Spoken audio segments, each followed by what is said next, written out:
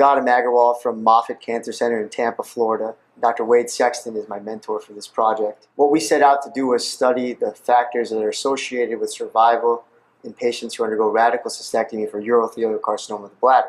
We know that the survival is dependent upon the TNM staging, but we also wanted to see what patient characteristics and tumor biology effects there may be besides that on survival. In other studies, lung, esophageal, that are smoking-related cancers, there is a known effect that's been published in the past year or two where people are seeing that obese patients actually have improved survival.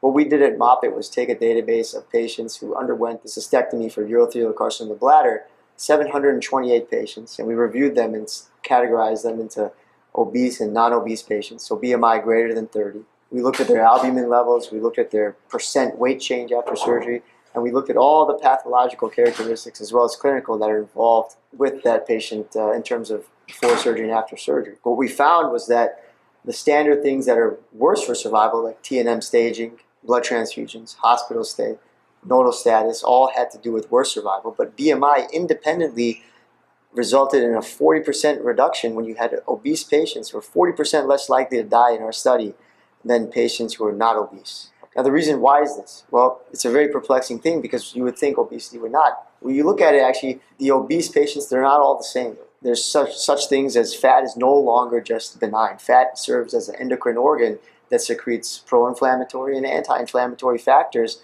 and we have to further characterize that to say, well, obese patients who are metabolically healthy are different than obese patients that are metabolically unhealthy. And there's been studies in medicine literature. So further studies from what we've done will help characterize that good fat and bad fat and say why truly is those obese patients improved in terms of their survival.